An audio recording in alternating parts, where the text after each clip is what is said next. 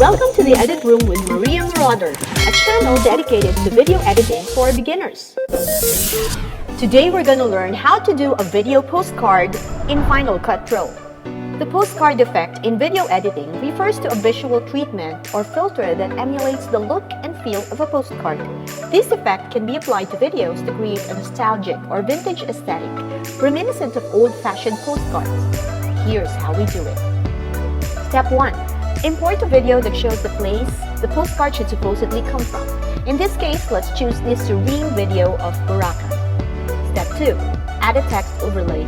Let's write Boracay in all caps, then let's choose an interesting looking font that is also thick and bold. In this case, let me choose Phosphate. Increase the size to occupy most of the frame.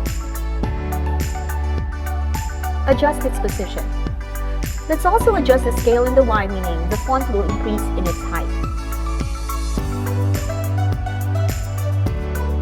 Step 3. Now let's get to the magical part. In your video editor, the first choice you will see is the blend mode.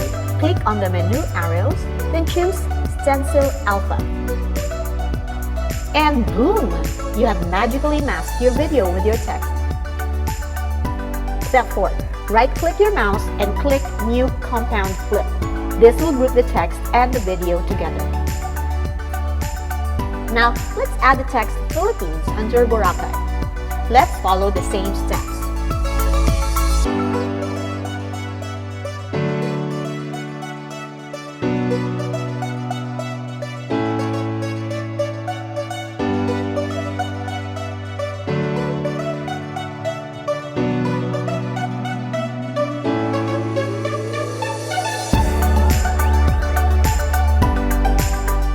If we have the two texts together, we can highlight the two compound flips and adjust its position in the frame, putting both in the middle. Next step, let's choose a background for our postcard. From the generator tool, let's type custom and drag it to the timeline under our text masks. Let's change its color to white.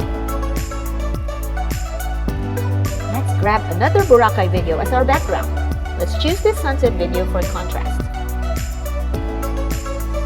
Let's crop the edges to show the white background. We can add some optional graphics like a stamp video and a post office stamp photo. And here's our final video postcard. I hope you learned something valuable today about making a video postcard in Final Cut Pro. Please like and subscribe, send me your comments, and of course watch the other video tutorials in my channel. See you in the next Edit Room.